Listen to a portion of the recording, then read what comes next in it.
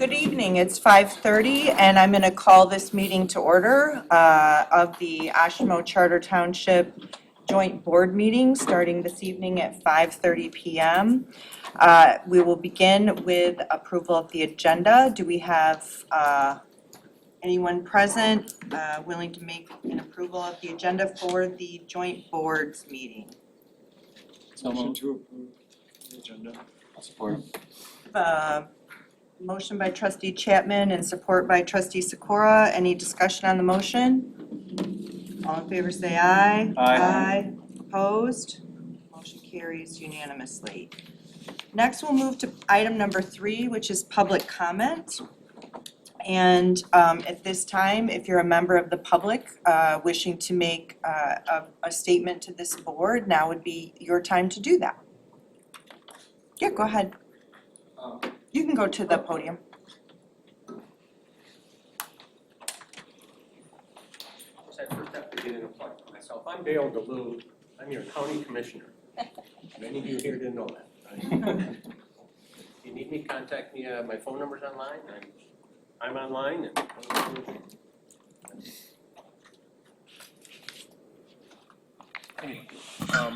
But this is more of just a real quick.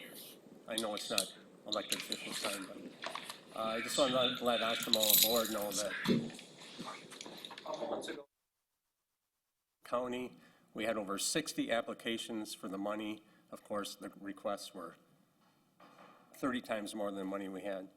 So it's finally coming down to picking and choosing, and the board asked the administration to narrow the 64 down to their top 10 and 12. And I just want to let you know that Oshtemo has made the top 10.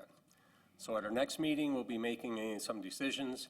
No guarantees, but hopefully you'll get something, if not everything you asked for. So, thank you. Oh, my shameless plug.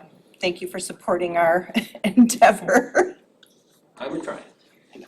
Is there anyone else here, a member of the public wishing to make a public comment? Please come to the podium to introduce yourself. Is it too early for the commentary about the comprehensive plan? And No, go ahead.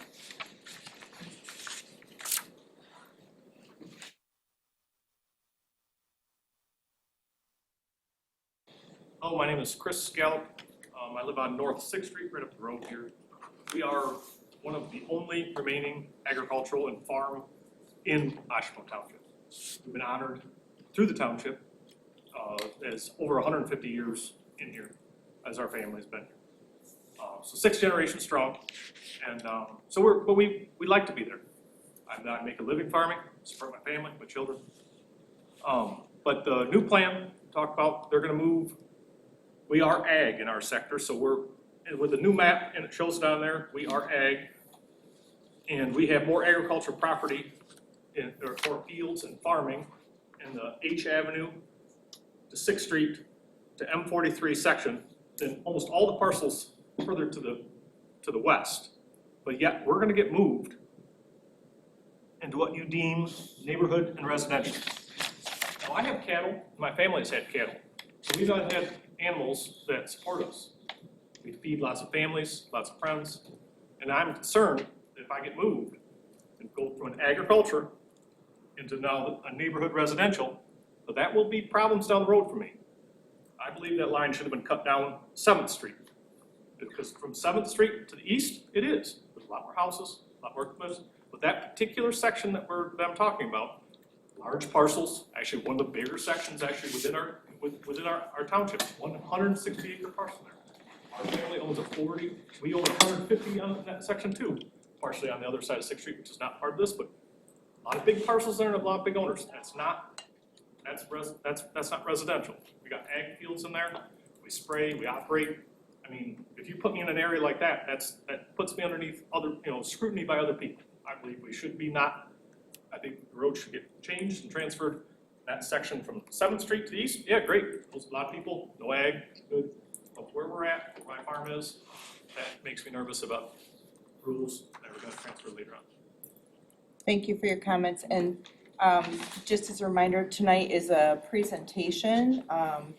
And the process is not complete yet. It still has to go for public comment and then the planning commission will continue to work on the comprehensive master plan, so thank you for your comments. Is there anyone else present wishing to make public comment at this time? Yeah.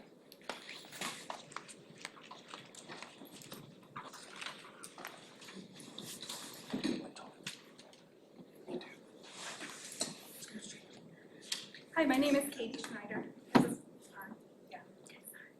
My name is Katie Schneider. I am an Oshtemo resident. I am also an Oshtemo business owner, and I'm also an Oshtemo farmer, like my neighbor. And I also would like to let you guys know that we have been farming on Van Cal. The property that we own has been farmed for over 50 years. We are the new farmers this year. Before that, it was watermelon for as long as anyone can remember. And then it was corn and soybeans. This last summer, we farmed over 6 tons of organic produce on our property. That was sold at our farm stand, which we went through the process of becoming an agritourism category 1 here in Oshtemo to do so. And I can't tell you how many neighbors stopped to celebrate that we were farming. They understood what's going on here in Oshtemo and the downplaying of farming here in Oshtemo. My neighbor is absolutely correct. This new master plan does not support agriculture. And if you do take a look from 6th Street over, there is a ton of agriculture all up and down the corridors, from Van Cal, which is the line for Oshtemo, over to 6th Street and up just north of 43. You'll find all sorts of farming. And the last thing we need to do is lose that. Thank you. Thank you, Ms. Schneider. Anyone else wishing to make public comment at this time? Do we have anyone online with hands raised? Thank you. This time I'll close public comment. And we will move into introductions, and since this is a joint meeting, we will do a roundtable here of the various board members, and if you would just state your name and what board you're affiliated with, or, you wanna go first? Jim Porter, I'm the township attorney. I work with all the boards. Dusty Farmer, I'm township clerk and I also sit on the ZBA. Michael Chapman, Township Trustee and the representative to the Planning Commission. Phil Lake, Planning Commission. Zach Ford, Township Trustee. Neil Sikora, Township Trustee. Anna Horner, Public Works Director. Jody Staforia, Planning Director and staff to 4 of the 5 boards. Colton Hudson, Zoning Administrator. Vanessa Street, I am the Parks Director and I'm representing the Oshtemo Friends of the Parks Board. Louis Williams, Zoning Board of Appeals Chair. Scott McCon, Planning Commission. Scott Jeffries, Planning Commission. Al Smith, Planning Commission and Zoning Board of Appeals. Rod Klein, Zoning Board of Appeals. Rick Everett, Zoning Board of Appeals. Deb Everett, Planning Commission. Rob Redmond, Downtown Development Authority. Claire Bushka, Treasurer. And Sherry Bell, I'm the supervisor. Kevin Smith, Planning Commission. Welcome, Jeremiah. Good job. Next, it's my pleasure to introduce our Planning Director, Jody Staforia, and she will lead us into this evening's presentation of the draft 2045 Comprehensive Master Plan and draft Master Streets Plan. Yes, this joint meeting was perfectly scheduled because the draft Master Streets Plan and draft Comprehensive Plan are now ready for viewing by the Planning Commission, but what better way to introduce these tremendous documents than use a joint meeting of all the boards. And probably most everybody in the room knows, but this comprehensive plan is our vision for the future of the township. It will guide land use decisions presented to the Planning Commission and Township Board in the upcoming years. It's supposed to be a 10 to 20-year document guiding investment and land use decisions, like I said, for the community. It'll have our goals, our policies, and where we are tonight is at the end, near the end of a 2-year process. The Township Board appointed a thought leaders group that the planning consultants from Progressive that will be presenting tonight have worked with about bi-monthly for the last 1.5 years. Maybe some of those members of this thought leaders group are in the audience tonight. We had a 6 public input events, a community input survey, and taking all that information plus real hard data available from other sources. The draft comprehensive plan has been put together. And an exciting element of this whole process, which is we're the only township in Michigan to do this, although the act calls for it, the Planning Enabling Act that is we have a master streets plan because transportation is a big deal in this community, and this community wants streets that are right size, they want walkability, they want trails and paths. And so the experts at our consulting firm, with the help of your Public Works Department, really put together an excellent master streets plan, which is essentially a companion document to the comprehensive plan, and there's gonna be, half the presentation tonight will be on that document. The next step will be when the planning commission feels these draft documents are in a good enough place. Nothing will be perfect this first round, although there's been hundreds of hours at the staff level reviewing these pages over the last year. But when the planning commission feels that these draft documents are in a good enough place, they'll ask the township board, which this is all spelled out in state law, for permission to start the public comment period, which by law has to be at least 63 days long. Before the planning commission could even have a public hearing on the document. So for those 63 days, we'll receive public comment. We'll continue to receive public comment at the public hearing whenever that is scheduled. So that's why you see a special meeting of the planning commission embedded into the board agenda tonight. Is we are hoping, depending on this presentation and the feedback from the members around this table, but we're hoping that everyone concurs that these documents are in a good enough place to start the public comment period. And if that's how it goes tonight, then we could have the public hearing on these draft plans in December of this year.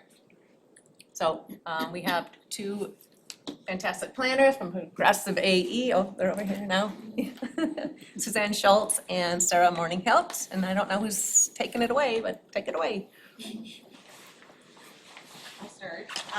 And then Sarah's gonna talk about the comprehensive plan, and I'll talk about the master streets plan.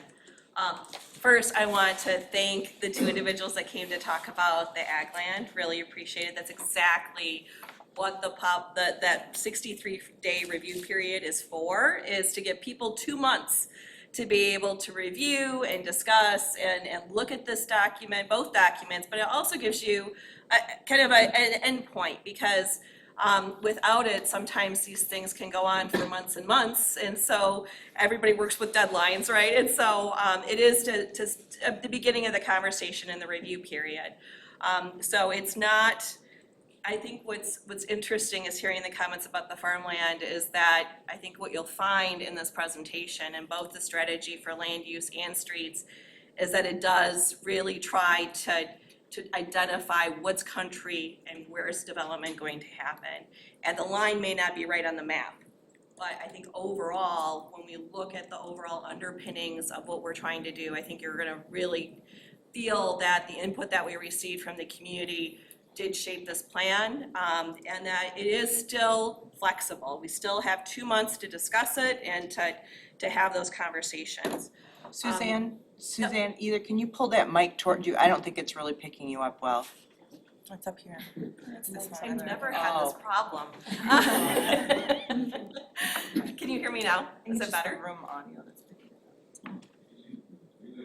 up. Doesn't sound like it's on.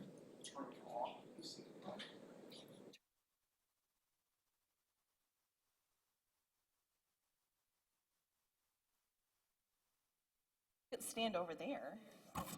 Does that work? Oh. Voila, she's fixed it. Okay, we're good? All right. So so the point, and Sarah's gonna take you through kind of why we plan and what we do. I think what's important to recognize is also the future land use plan map is not the zoning map.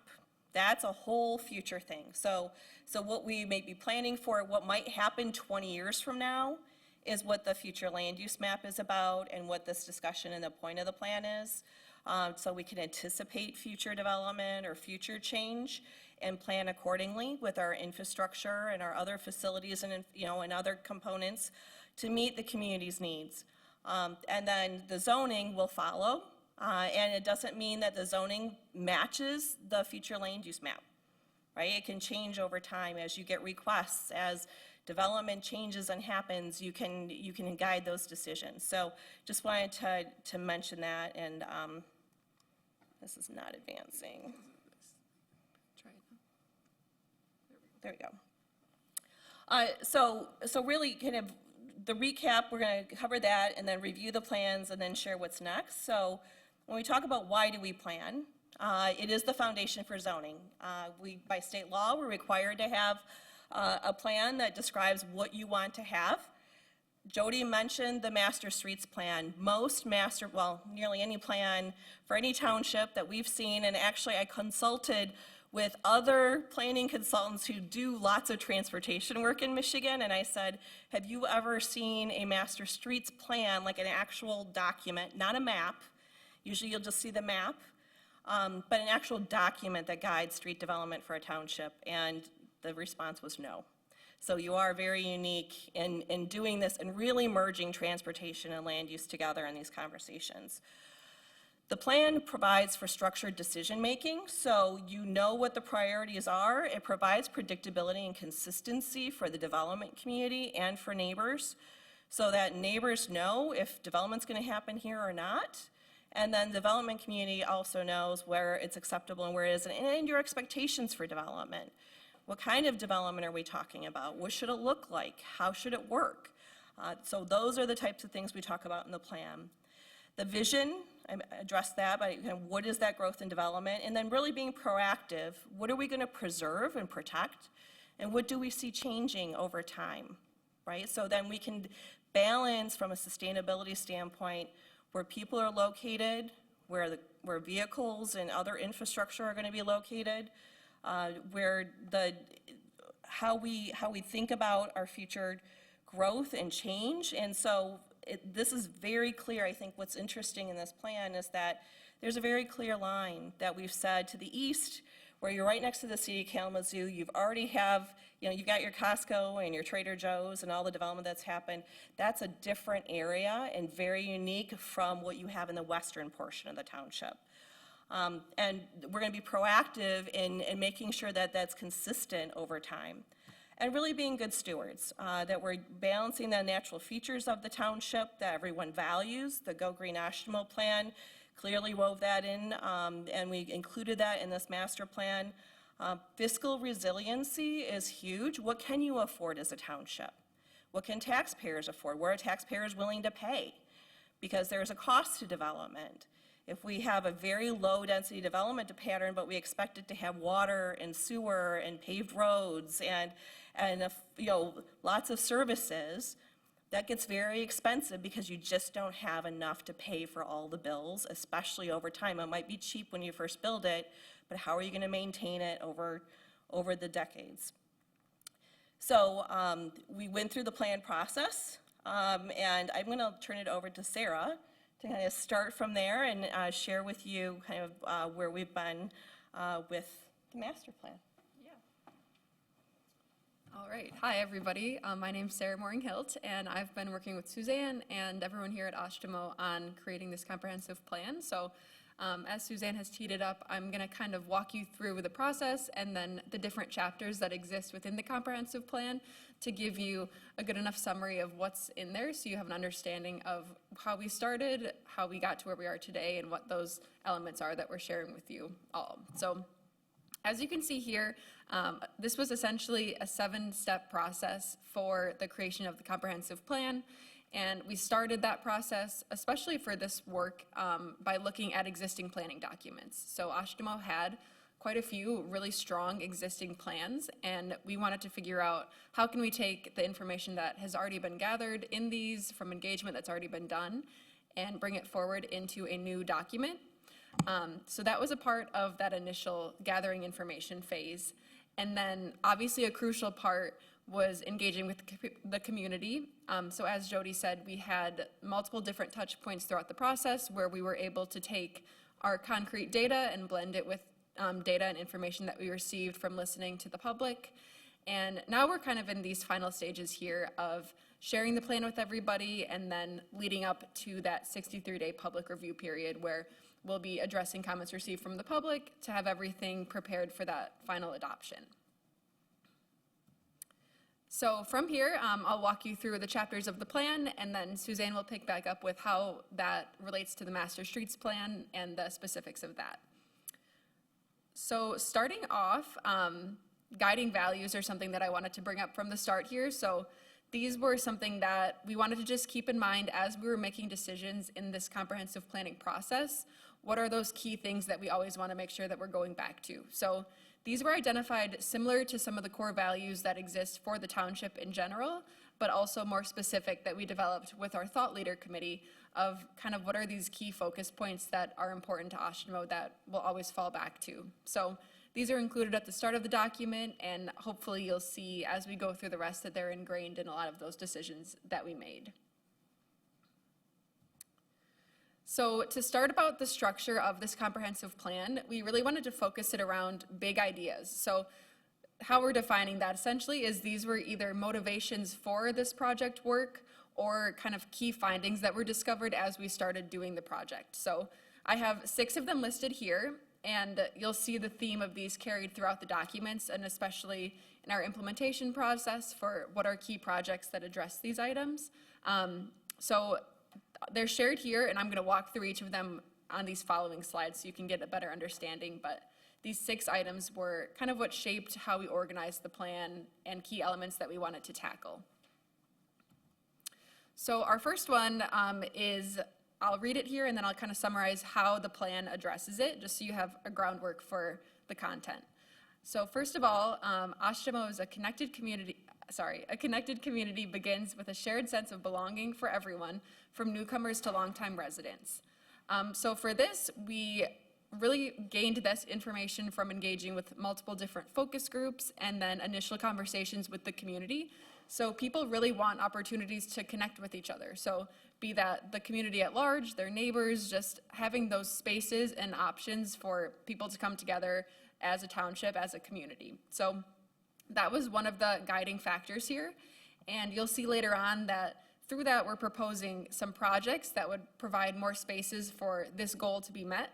And then also just ways that we can foster inclusivity in township decisions going forward, and having that a key part of implementation. So just keep all of these in mind and you'll see them throughout the planning document. Our second focus area is centered around housing. So as you may know, the demand for housing is kind of widespread throughout the country right now, and this is something that holds true for Oshtemo as well.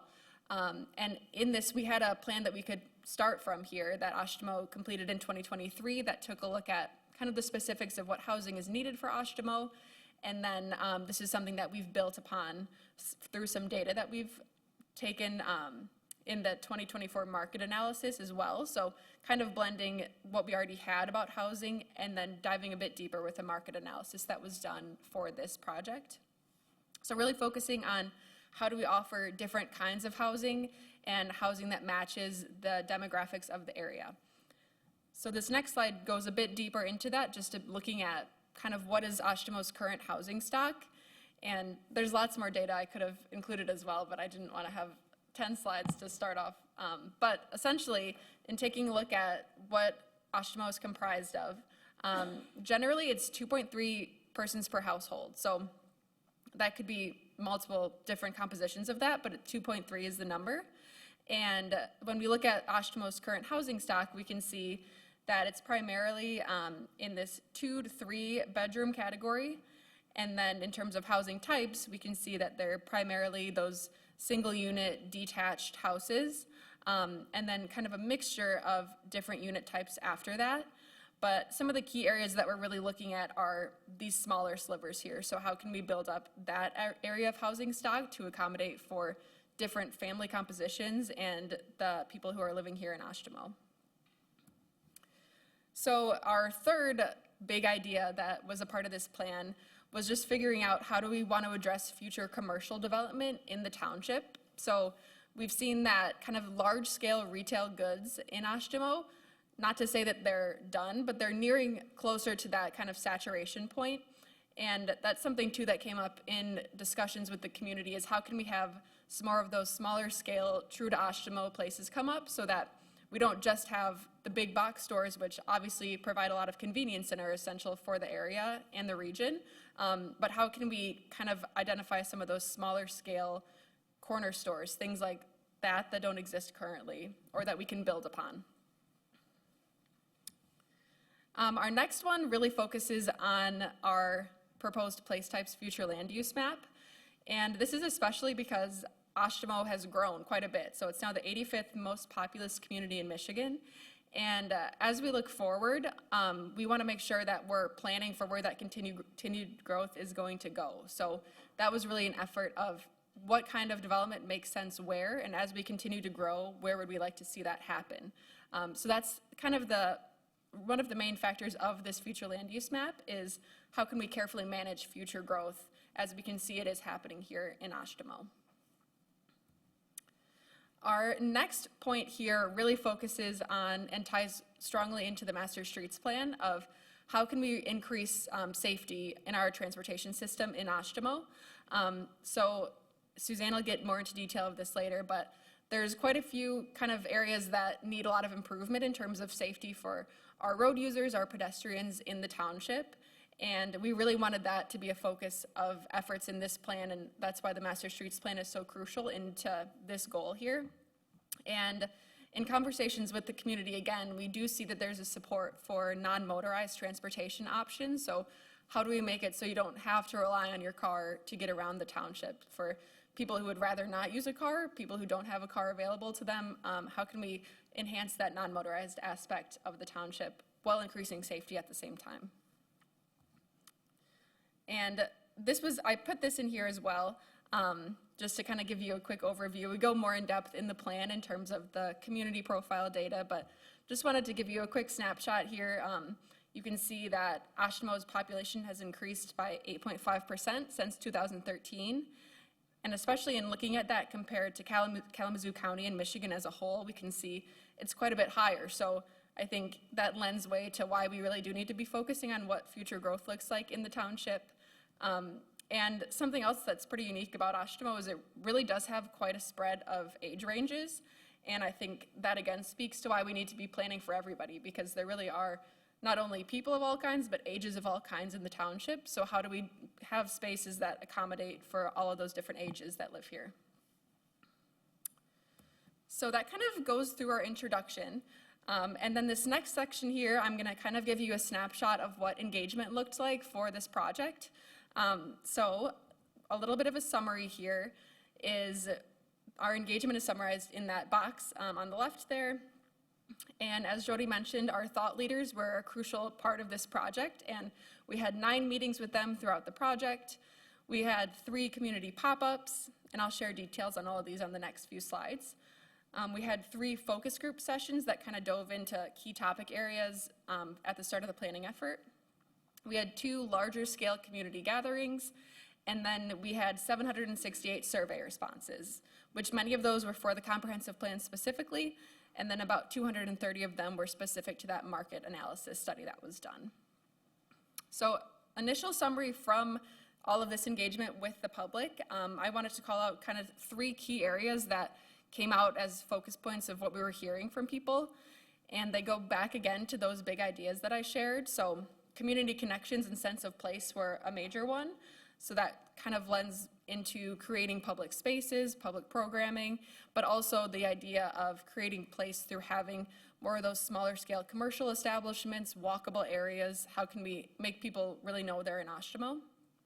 And then another key component is Oshtemo's countryside character and natural features.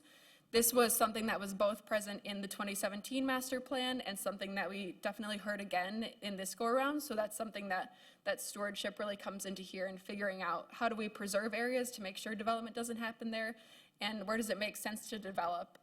And by doing that, it preserves those other areas even more.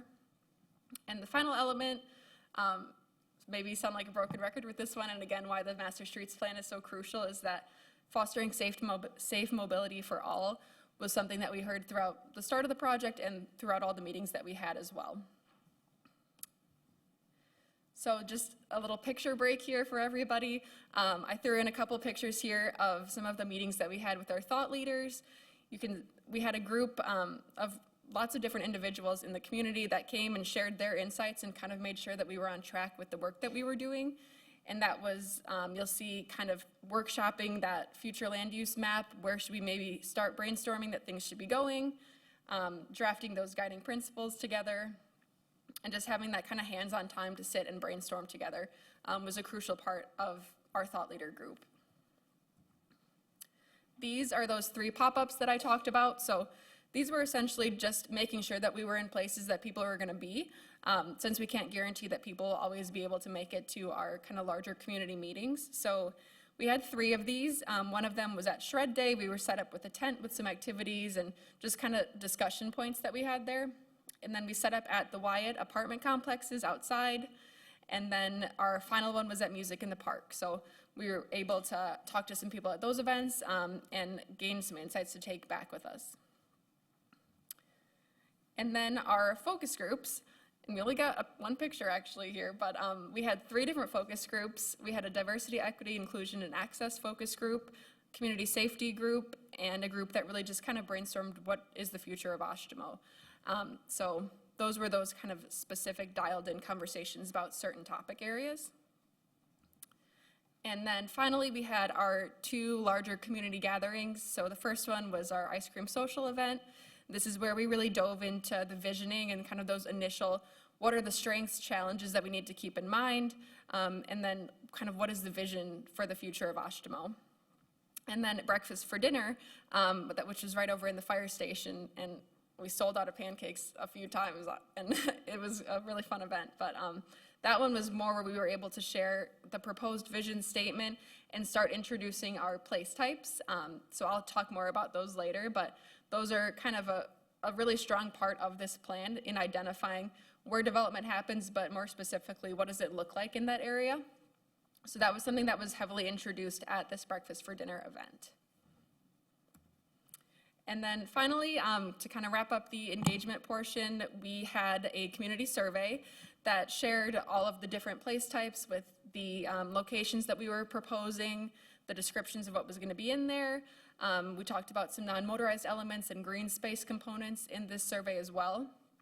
And these are kind of some summaries that were taken from there.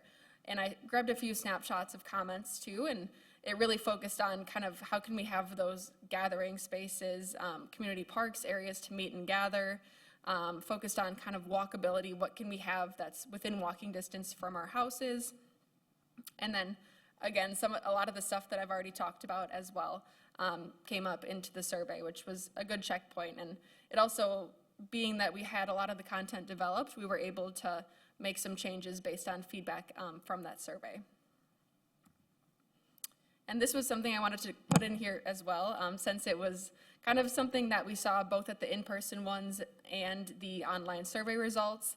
And I think it really speaks to the efforts of, the non-motorized element, that there's a lot of people that are currently traveling by car, but there is a strong desire for some increased biking, scootering, walking, non-motorized forms of transportation. So a key thing to keep in mind for this plan.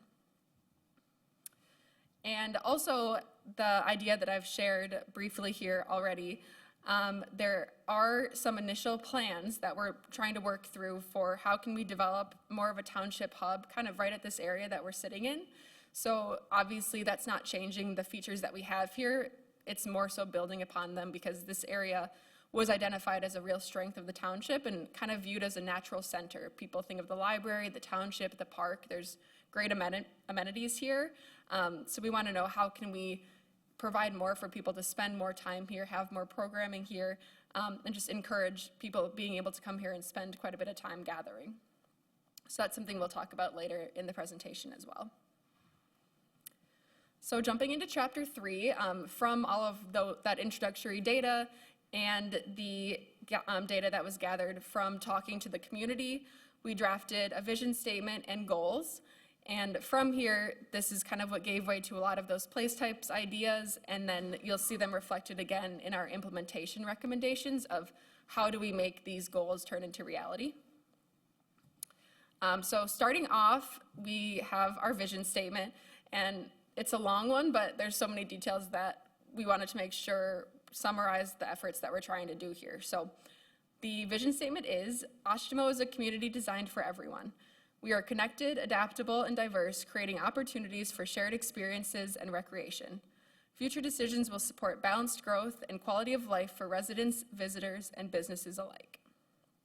So again, similar to those guiding values, these are just kind of a sentiment that we want to make sure that we're always going back to and seeing it reflected in the decisions that were made in this plan and decisions to come after this plan is adopted. So a summary of the goals, and within the plan, obviously, there's some more specific objectives of kind of how do we get here for each of these goals. But for the purposes of this presentation, I just wanted to share the 6 goals that we have. So our first goal is to cultivate a strong sense of place and belonging. Goal 2 is to prioritize housing for all. Goal 3 is to foster a connected, accessible, and resilient transportation system. Goal 4 is to facilitate balanced growth and economic vitality. And then our last 2 goals are to safeguard natural features and environmental health, and then to enhance community well-being and public safety. So again, kind of tied to those guiding values, but also tied to all the things that we heard from the community. So these goals serve as the foundation as kind of the bulk of the information to come up next here. So our future land use map and our implementation recommendations, and then the streets plan as well.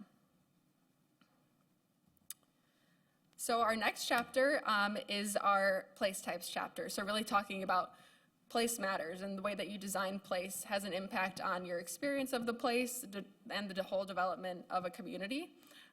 So this is one of the more detailed chapters, so I'm going to walk you through the place types map and then all the different place types that talk about the specific design and just intent for these areas. So to start it off, just to really hit home the point of how elements make place and the decisions that you make really impact your experience in a community, we wanted to just kind of take a visual look here at how small little things that you might not think about can really change user experience in an area. So in decisions in terms of kind of where are you putting windows, how far is a building set back from the roadway? Is the parking lot in the front of the building, or is it set behind the building? Is housing nearby, or what are your streets like? Can people easily cross the street? Is there room for people to maybe be able to safely bike on the sidewalk and park somewhere?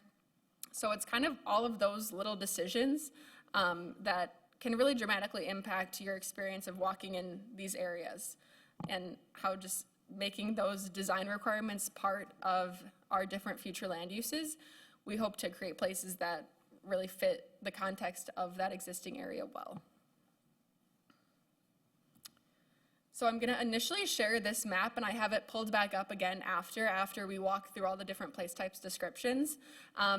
But this is the current drafted map of our place types. So it formally does serve as a future land use map, and we kept it not specific to parcels or anything like that, since it is kind of just a guideline for that future growth of where we want to see things take shape.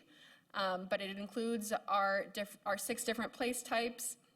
And then we have a few call-out areas included on this map where we'd like to kind of give special attention to creating gateways so people can really tell they've entered into Oshtemo. It could be kind of small, simple modifications there that give people that sense of arrival and sense of place.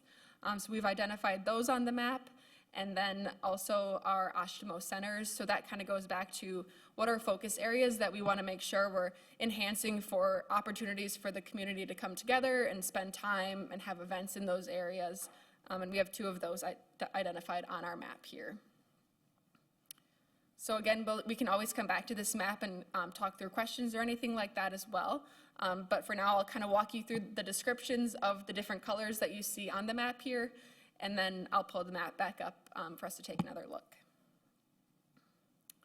So our first place type is our regional corridor place type. So this one kind of naturally fits into a lot of existing areas within the township, and it really is that area characterized by those larger scale uses that have kind of a county-wide draw that people are coming in to get different goods and services.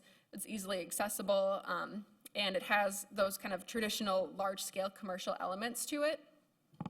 So in the future, these areas will remain largely the same, and we've kind of tried to place them on the map in ways where they don't continue to expand too large, but we really just serve the existing area well. And maybe that looks like putting infill development in, so something similar to like what we have with the Big B in front of Meyer, or finding ways to use those different paved areas that maybe we don't need that much parking. So it's just rethinking some of our existing regional commercial areas along these corridors in ways that can kind of better serve the needs of the community. Bringing in some more of those non-motorized transportation options, kind of working with transit to make sure that people can come into these areas and get the things that they need, even if they don't have a vehicle. And then really focusing too on increasing safety in the roadway through kind of different accessibility, kind of different ideas there in terms of how many driveways do we need, what does access management look like in these areas, and again, something that's more outlined in the Master Streets Plan. So this is something too, and these are something that we're not going to get too into detail with for this presentation, but some specific areas throughout the township came up as special areas of study, and one that lines up with this regional corridor area is we wanted to take a look at some underutilized space that exists at the Maple Hill Pavilion Mall area. So these are just kind of initial concepts that are being outlined within a special study for the area. So how can we retrofit some of these areas that are currently underutilized by bringing in new housing and infill development into those existing parking locations? I'm not sure if we want to talk about this anymore, Suzanne. Yeah, and this is becoming really common with larger malls, or power strips they call them, with the big box stores. Retail is changing so much, and what we're seeing is in larger retail boxes, if a business has an opportunity to reposition themselves, to locate in a new location, to locate in a smaller location. For all of you TJ Maxx shoppers, you know they've been picking smaller stores to move into, and that's really what's happening. And so we said, well, how could the mall redevelop or rethink itself a little bit without doing a ton of change to leases or changes to tenants? They have a very big parking lot in the back. You've got the Drake Farmstead right next door. How could you have an additional shadow street or a street that could connect from one end to the other, from Maple Hill to Drake, to connect through that site, so not everything goes onto West Main? Could you fit row houses back there as a buffer between? And there's we've got examples of where that's actually happened in other places to show where you could have row houses facing each other with a common green. The sense of belonging was a key item that we heard from community. So you'll see this both in this example as well as the hub example for the Township Hall. But the idea of how are you creating some center green spaces and introducing that and breaking up those seas of asphalt that you have, making development more transit supportive, providing more heads and beds, and you could even incorporate offices here. So that's what drives new retail development, is having the population there. The people drive that. It's cars there as well as new development when they're looking at the data numbers in location decisions. So making sure it stays healthy and active, but then also looking at opportunities to add new and different types of mixed use so that it stays vibrant.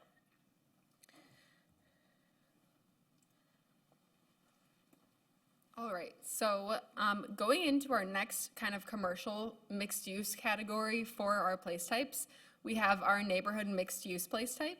And this one really goes back to that big idea of how can we bring in more small scale retail and commercial uses into an environment where there's housing and different services allowed as well.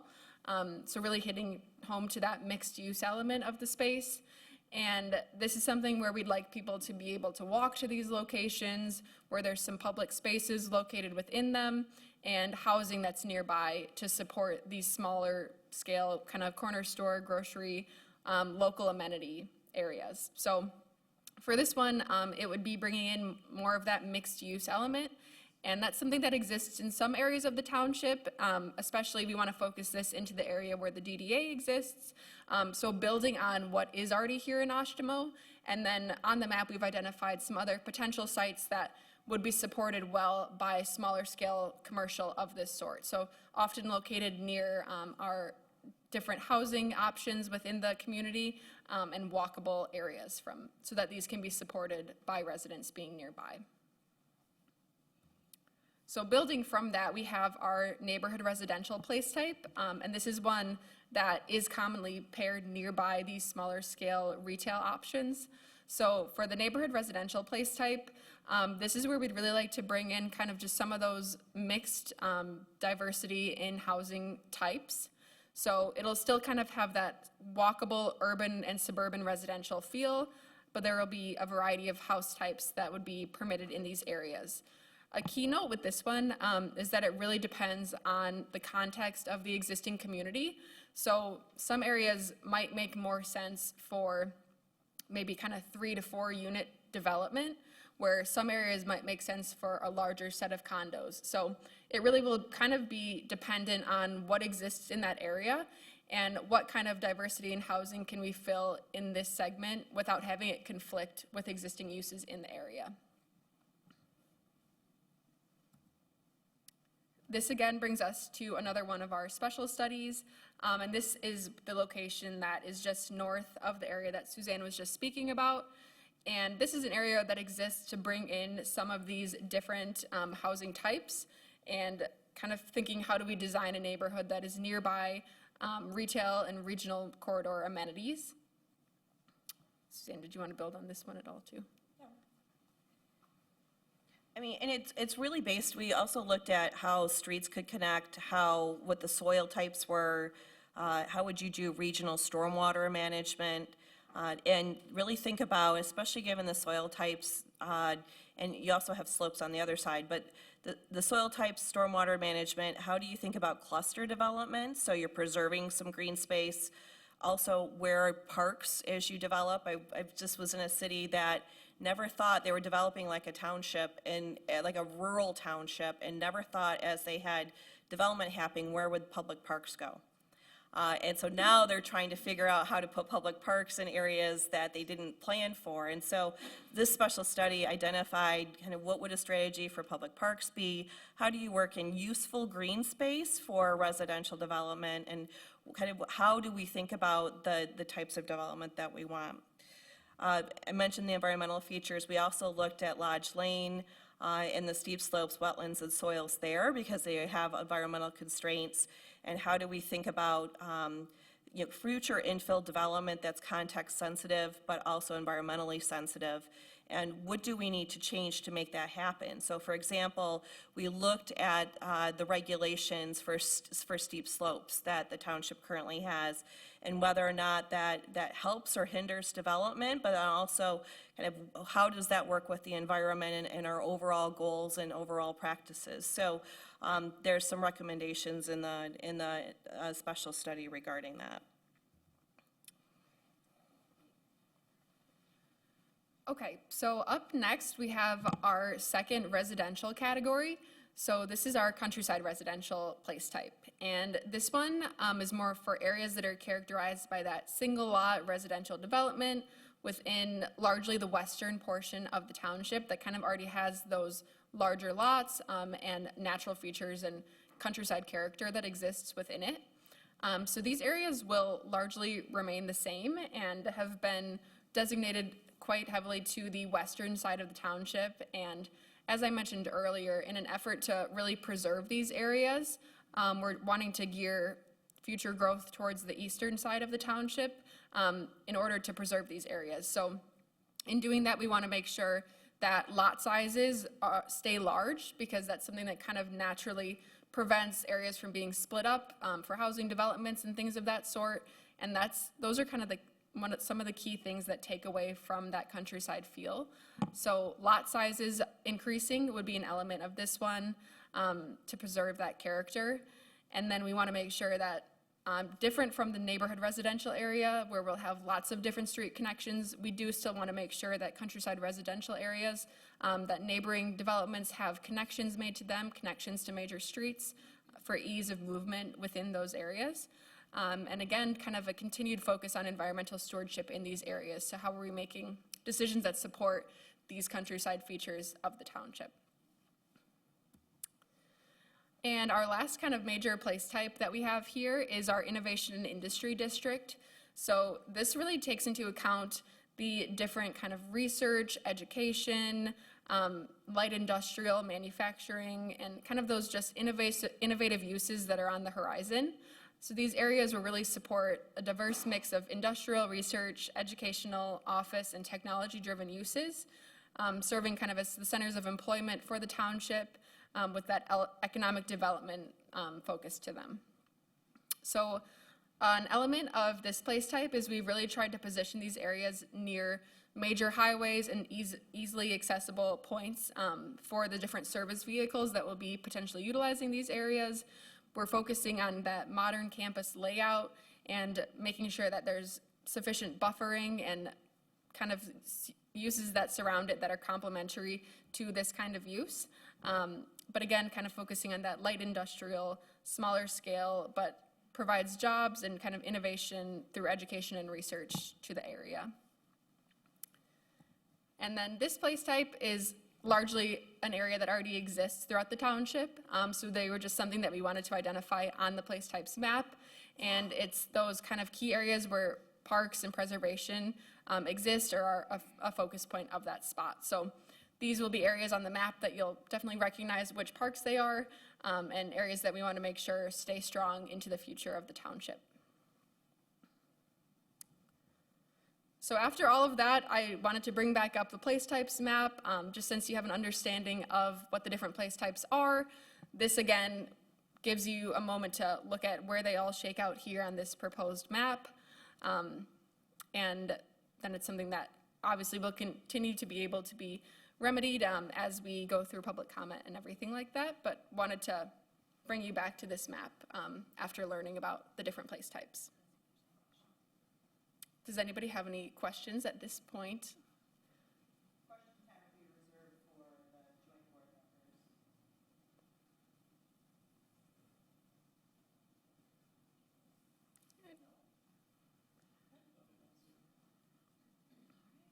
All right. Our next chapter here, this chapter really focuses on the work of the Go Green Oshtemo plan. So for this one, I included on the following slides just more of a brief summary, but this chapter, as I mentioned, really is to reflect all the work that went into Go Green Oshtemo. So if you're familiar with that plan, hopefully you'll recognize the different elements that we've pulled in to make sure that the work of that plan remains in this plan, but it felt like it made sense to condense it into one document where they're all working together and supporting the same goals. So this is our quality living chapter, and we have these 4 different key elements that we focus on within the chapter. And this is all that I've included for this chapter here, but I wanted to give you a feel for what this chapter reflects. So for this one, we focus on celebrating Oshtemo's parks and recreation opportunities, greening neighborhood and mixed-use areas, and that could be, as I talked about, in terms of kind of infill of areas that have parking spaces that maybe aren't used. How could we bring more tree canopy to support the health of residents and the environment? And then we have the focus on Oshtemo's countryside landscapes. So how do we best preserve those? What are the recommendations for making sure that the elements that people really value about Oshtemo remain strong? And then we have a focus where we talk about low impact development, specifically in the realm of having resilient stormwater practices. And that's something that the special studies Suzanne talked about kind of focuses into, but also as a larger community, we want to make sure these are efforts that we're pulling forward into future development.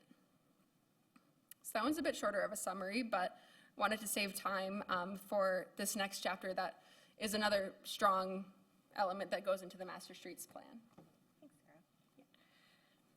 So I'm thinking 2 years ago, there was the transportation and mobility ordinance that was adopted by the township, really to look at how their overall network works, along with everything down to access management, internal circulation drives, public and private streets, and how all of those work together. So it's interesting when you think about, when you have new development happening, how are we creating a system that is nimble, can be flexible and adaptive over time, And when we think about traditional patterns, if everything is on a cul-de-sac, all the cars go into one corridor.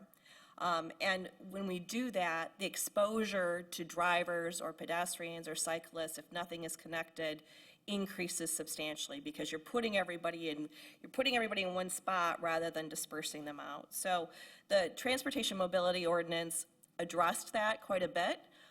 And so this Streets Master Plan helps to serve as the foundation. It provides the additional logic and explanation behind those rules.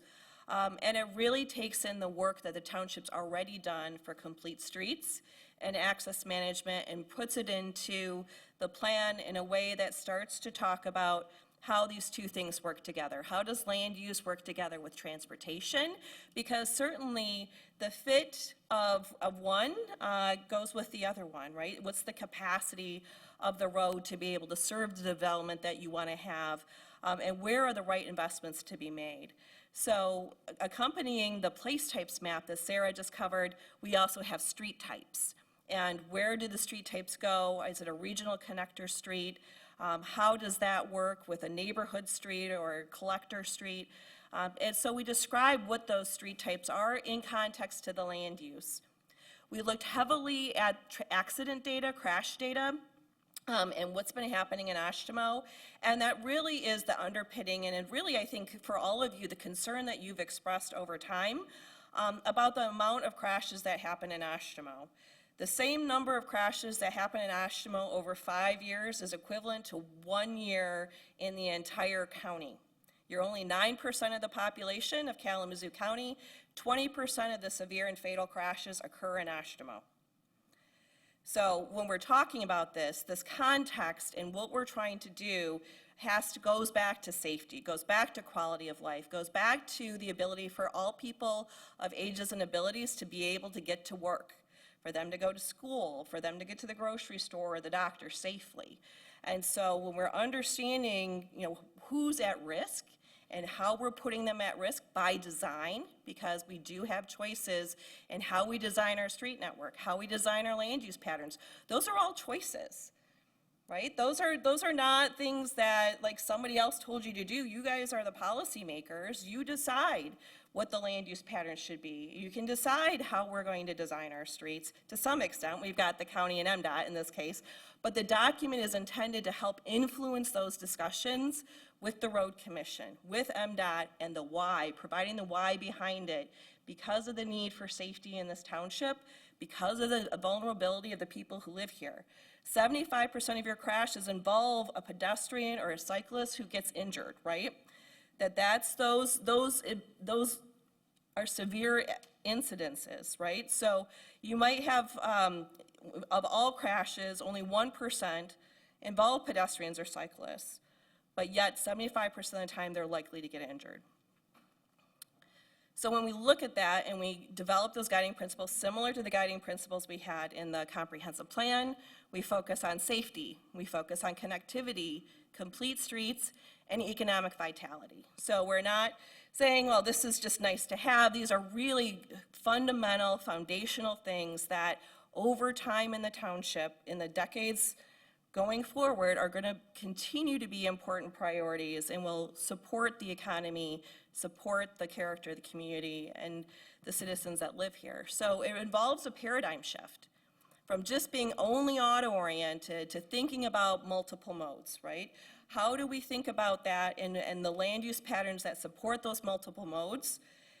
Whether or not, for example, if you have, thinking about the Meijer, when you look at the Meijer and the placement of the Meijer store, all the way at the back of the lot, big parking lot in front, as a pedestrian, where are you supposed to go safely, right? Versus if we're talking about in a village area or someplace that's more walkable and you bring the buildings up towards the street and you have a different context.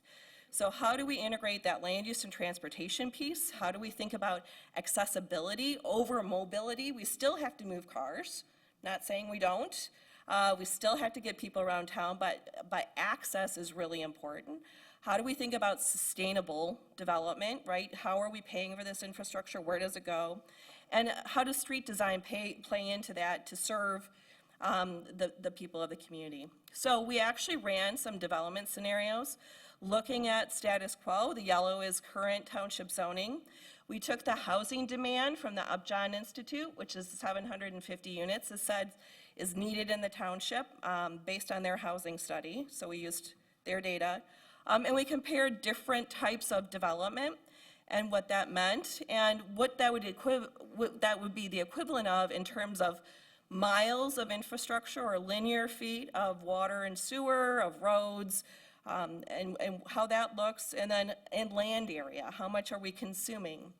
So what we're talking about when we're talking about the neighborhood development pattern versus the countryside development pattern on that place types map is how do we develop so we're not consuming tons of land, and we're also developing so where we're using very efficient infrastructure, which also happens to become more walkable, easier to get around, and because you're creating a development pattern that has proximity.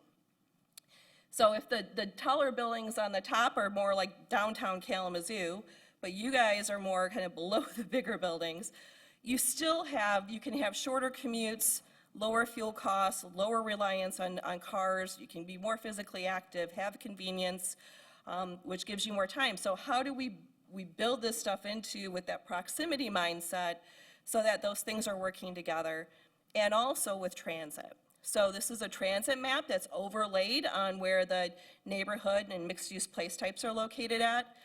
So that shows you where you already have existing infrastructure and investment in the transit system today.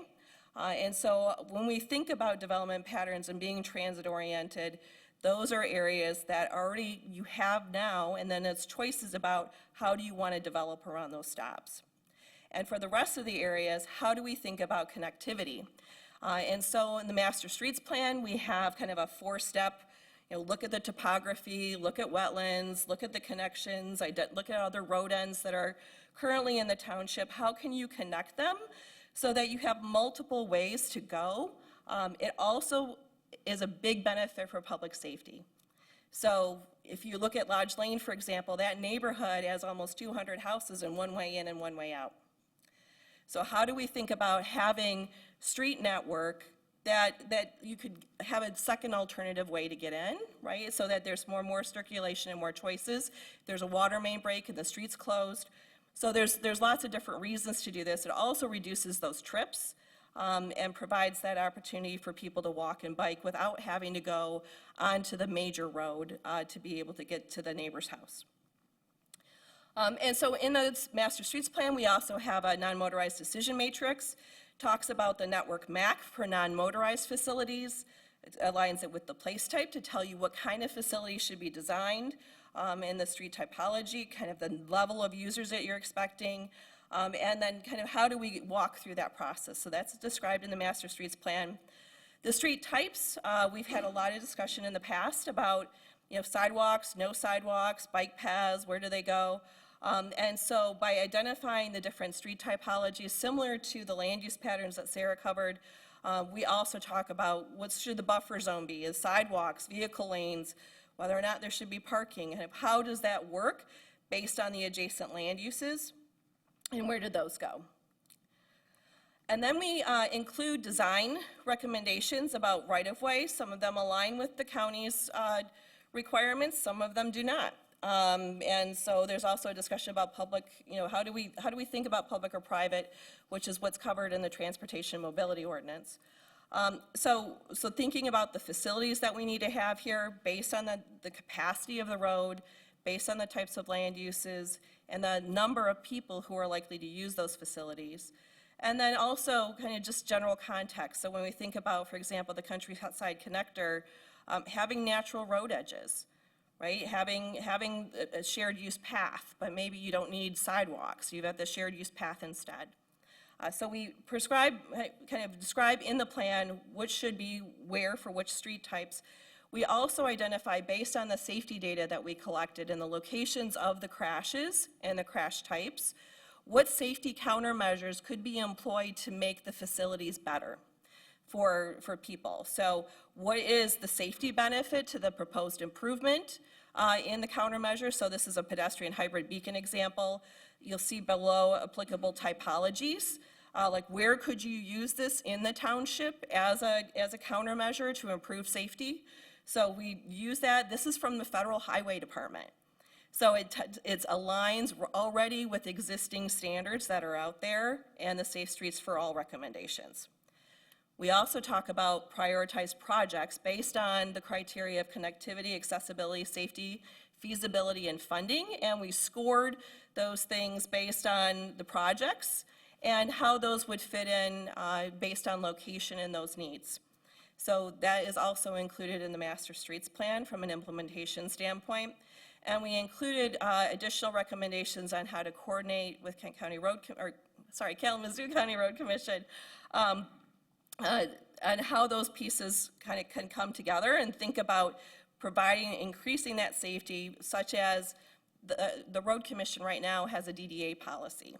So the DDA policy is closer towards some of the neighborhood streets that we want to see.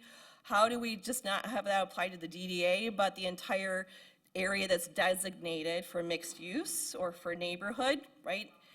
Rural road standards can be fine on the west side of the township, but think about existing policies they have. How do we expand them and improve upon them? And then finally, the last chapter is implementing the plan. And it talks about simplifying your current zoning. You have overlays, you have all these different districts. There's a lot that can be combined and simplified.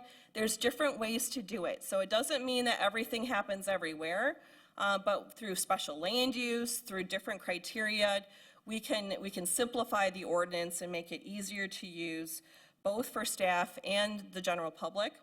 And so thinking about that, thinking about modernizing, for example, industrial zoning, that's a space we've been working in a lot, particularly with the Detroit Regional Partnership right now.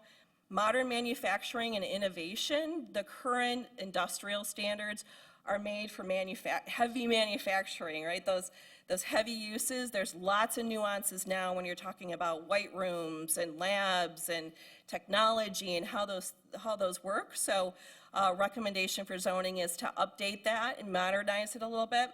Look at commercial zoning and really thinking about mixed use. And again, how do we work in walkability? Streamlining those overlay zones, which I mentioned. So working those two together. So this may be too ambitious as far as how those groups could categorize, but you get the idea of kind of looking at how do we simplify this and look at it in a different way.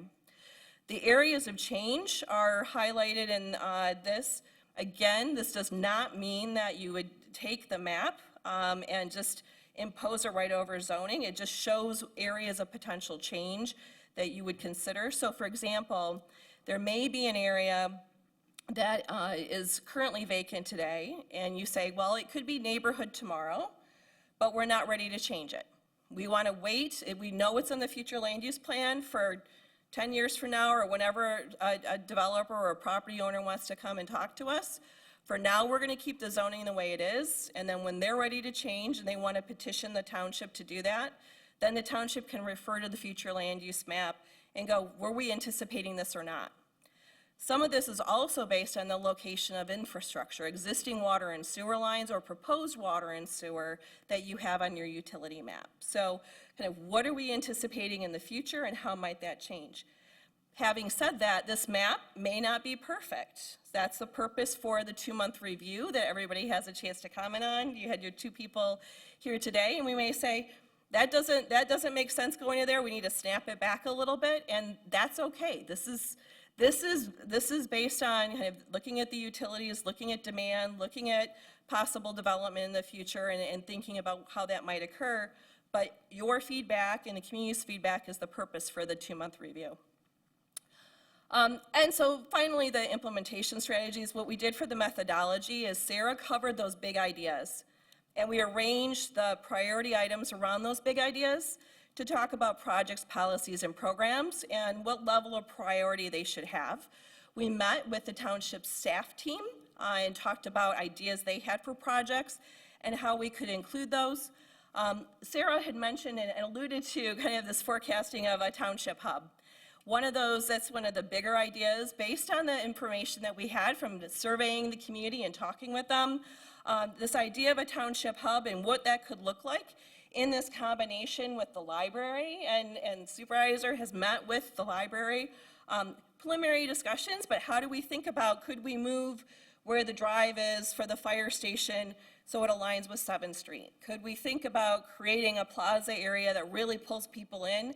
People love this park. When we did dinner for breakfast at the fire station, the park was mentioned all the time. The library was mentioned all the time. So how do we really place this as the center of the township, as the community gathering place, and really kind of embrace that, and what could that be? You have available land to do that. You've got parking. How does that work, and how can we really create an event space around this and think about what the future could look like? Housing, both the Michigan Economic Development Corporation, they have a redevelopment ready communities checklist. Michigan Association of Planning has a zoning reform toolkit. There's a lot of discussion and thinking about how do you provide housing that meets a community's needs, meets the residents that you have here. As Sarah pointed out in the demographic chart, you have this really, you don't have like a bell curve with just a few old people and a few young people. You have a pretty even dispersion of people of all different ages, and they all have different housing needs. So thinking about those housing types is a piece of this. And again, thinking about how we develop capacity for more neighborhood level commercial uses. And then also design, when we talk about how we change and accommodate the population using those place types, and then working towards safety in our transportation system. And so it provides that list of projects. There's a matrix in the document. So finally, looking ahead, for the Planning Commission and the Township Board, you both have agenda items on your packets for tonight. I can't talk anymore, I think I'm brain dead. And then the Planning Commission, the process that's prescribed in state law is that the Planning Commission would then hold the public hearing if you decide to release it 63 days after that decision is made. And then it would go to the Township Board for adoption. And what we would do is include both the master plan and the comprehensive plan and the master streets plan as a package. So those things are going together because of that transportation land use relationship. And that's it.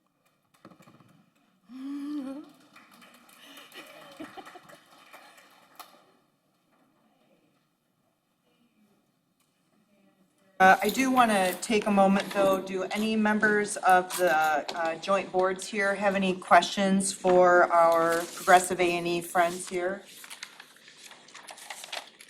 None? 18 months of work?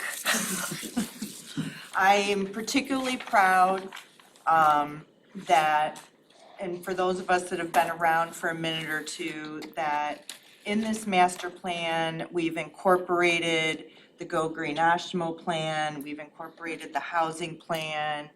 Jody, remind me, what else have we done?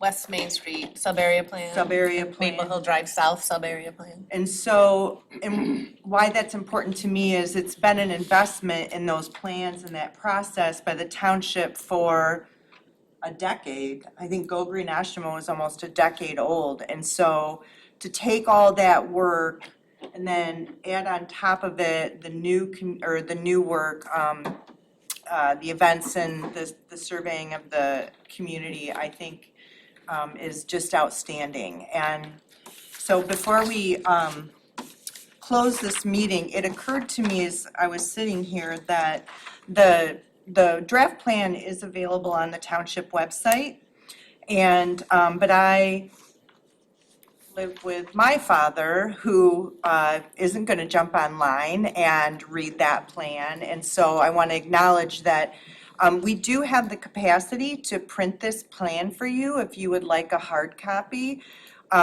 Just bear in mind it is 250 pages long, so it's not a small read. But I am going to place a piece of paper up You here. have one, Doug? I was gonna say, that you have, it'd be that big. Yeah. So and we can bind it and make it nice and all that good stuff. But if you would prefer a printed copy versus going through the document online, please just put your name and your contact information, whether that's your email or your telephone. And our operations coordinator, David, will follow up with you and we will make arrangements for that. So I don't want to seem like it's inaccessible to people who would prefer it in paper version versus electronic. Supervisor Bell, trustee Cole has her hand raised in the Zoom. Oh, thank you. Trustee Cole is joining us on Zoom this evening. Go ahead, Kristen. No. No, 1 second, please. Sure. Angie, is this a you or me thing? I also want to say something. Oh, you do? Oh, thank you, Neil. Okay. I'm not gonna lie, I was looking at you like, what are you doing? Unmute her if she's on there. I can hear her on Zoom. Okay. All the mics are on.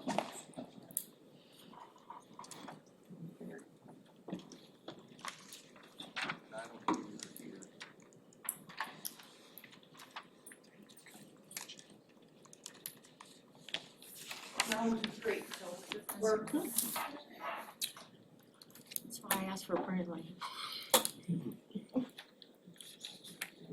Trustee Cole, please try speaking again. Is she on?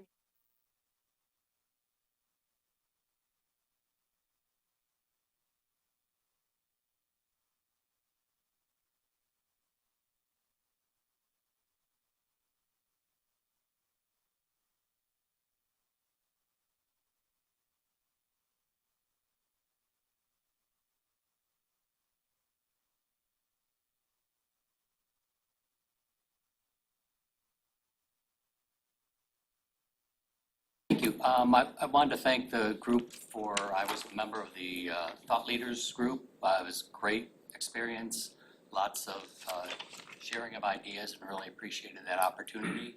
The feedback that we were able to provide was well accepted, I guess I should say, and it was a good experience for me. I did appreciate that the list of comments that I had sent back in June, you incorporated almost all of them. And you responded well to them. I appreciate that you accepted that and talked about it. I did have a couple of comments though that I didn't really see addressed in this, and maybe I just didn't find them. One was use of the term emergency preparedness, I think it was, or emergency services, but I don't see a lot of reference to police protection. And that was something that was brought up at the time, and I don't see a real focus on that, as there's a lot about emergency services, but just not regular like community policing and things like that. Don't seem to be a focus in the that I've seen, in this revised version. Also curious about, well, it's on page 120 is where I first came across it, was reference to there's a picture of the Drake Farmstead Park, but there's no caption underneath it. I know it's a little nitpicky, but that was one of the things that I was concerned about in the original draft. And I think there should be more reference to that park in the text, because we do talk about Flesher Field and the park in the back. And the reason I really want to push that is because we have a big event on Sunday, that I want everyone to show up to, and it's at the Drake Farmstead Park. So it's really big, and we're trying to really do things at that park. So I would like, if there's some way to incorporate more of that as being an important part of the parks and green space and things. I thought we kind of missed the focus on that new and upcoming thing. And that's it, thank you. Trustee Cole, let's try you again, please. All right, can you hear me? Yay, thank you. Okay, so I just want to also say thank you to the people that just presented. Looking over, this was a lot of information to digest, but clearly a lot of thought and a lot of work went into this. And there's so many things that I love about how this happened. I'm just going to point out a few of them. I love that we involved the community so much. the community feedback is what has shaped this plan. And I love that I can't remember who stated it earlier, but the portion about how we're taking into account the current residents of a certain area wishes and, what they want before we just do kind of a cookie cutter of where we're gonna put everything, I guess, for lack of a better word. And I like that we're taking that into account. I'm extremely excited about the township hub ideas that I'm seeing in this plan.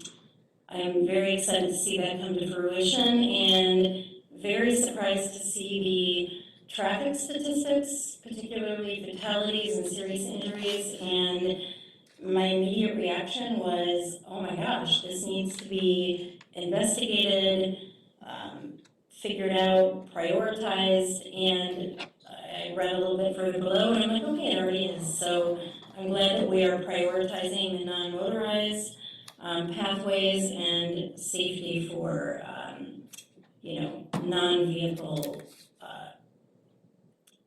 travel. So that is just a few things I wanted to point out. I appreciate all of the work that is clearly gone into this, and I look forward to further discussions tonight on it. Thank you. Thank you, Trustee Cole. Any other board members here have any comments?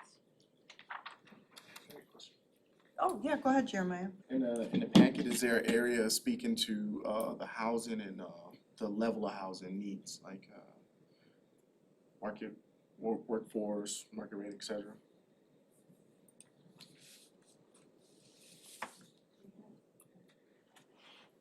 If it is, I can look it up later. I just want to be able to reference it. It gets into it a bit. It doesn't go into as much detail that's included in the housing plan. So that 2023 plan kind of still holds some of that information a bit more in detail. But let me pull up the plan. It's going to take me just a moment. Well, it does talk about, as an implementation step, doing an audit of our zoning ordinance with respect to housing and what's in our zoning ordinance getting in our own way of having opportunity for a variety of housing types that could be less expensive if they don't need to be on such a large lot. I was just curious, like what the actual Oshtemo community needs, like what they see the gaps in. Oh, well, that would be in the housing plan. The master plan didn't duplicate all that, but we do incorporate the housing plan by reference and take some useful quotes from it, data from it, into the comprehensive plan. Oh. Is there a reason that ag wasn't specifically talked about?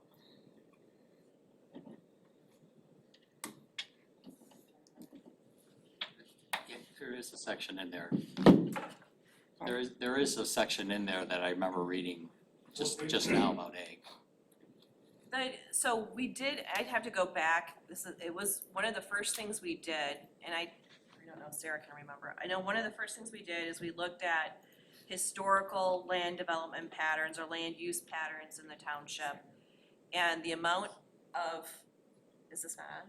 He's walking over here.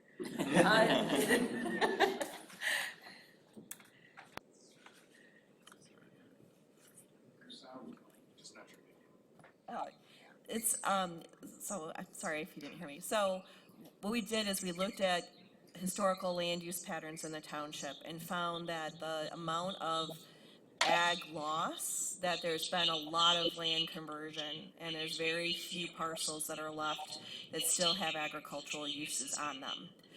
Which is why you see countryside being used as the term for the western portion of the township instead of agricultural, just because you have a lot of homes with large lots that are not using them for agricultural purposes. So Grow Green Oshtemo talks a little bit about ag. The current future land use plan that you have does not have an ag designation on it. And so that's why ag was not identified as a specific use, but we do talk about the countryside character, which includes ag, but did not specifically designate anything as ag because there's been so much conversion that's happened. I don't want to I don't want to speak for you on this. I just happen to be looking at it, page 137. Yeah. And maybe Deb, you have that on yours. It And says, this one? yes, in the plan, it does say that that farm operations can continue without the threat of being identified as a nuisance. As residential land uses encroach on the farm area, the Act, which is the Right to Farm Act, recognizes that farm operations were there first and should be allowed to continue. The comprehensive plan does not have a specific agriculture place type because farms are considered to be part of the character of the countryside residential category. The intent is not to push out existing farms and agricultural operations, but to recognize that the area's land use characteristics have shifted over time from agricultural to rural residential. Given the median age of farmers and the lack of interest in the industry, this unfortunate trend is anticipated to continue. But I think the important part is we're not trying to push out farmland. We're recognizing it has a right to be there, it has a historical reason for being there, and we intend to continue that. At least that's what I'm taking from this. And maybe there's more, I don't know. No, thank you. Yes, your turn. Any other questions? About the housing, we've talked a lot about that.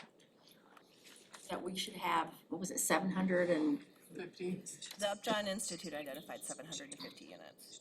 So if we look at, I know at the planning commission level, there's been what, 3 or 4 developments that have come in.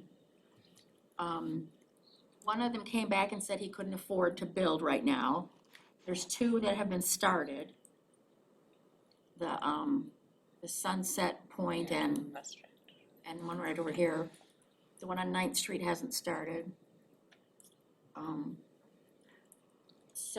And then this new one down the road here, it was gonna be like, wasn't like 400 and something? Yep. So,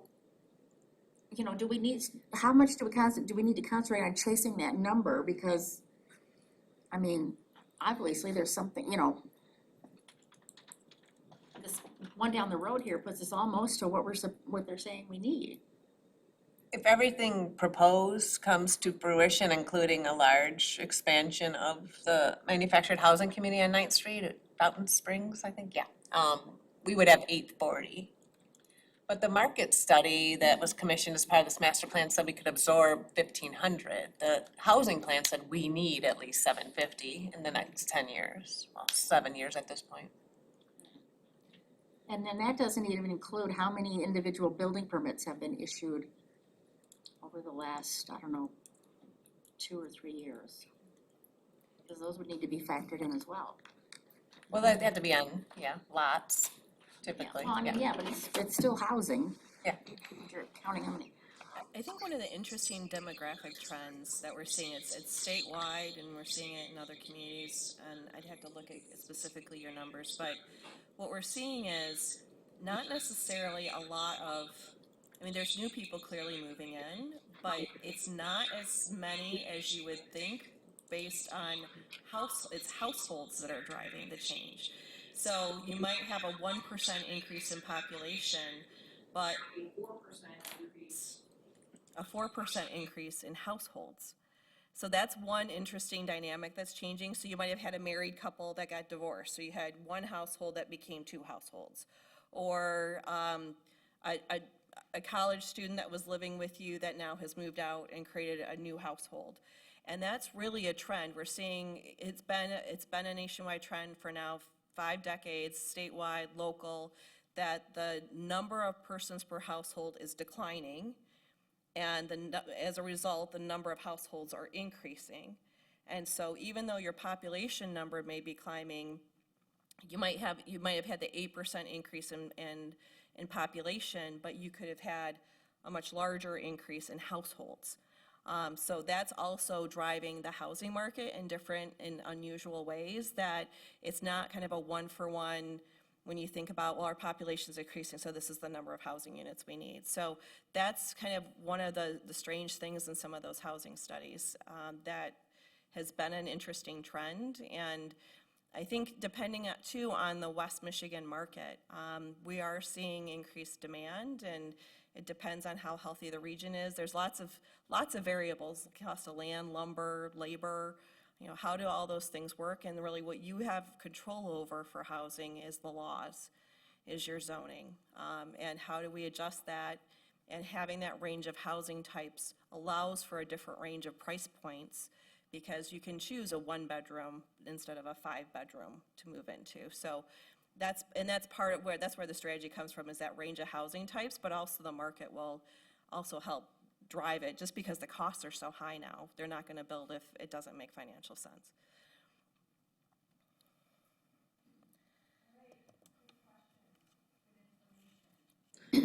All right, at this time, it is currently 7 p.m. I'm going to adjourn the joint meeting. Thank you all for being here. And we will take a 5-minute stretch break, and I'll invite our Planning Commission Chair to call the special meeting of the Planning Commission to order. After the break. Man, I got damp coming in here from the rain. Uh-huh. And every time I just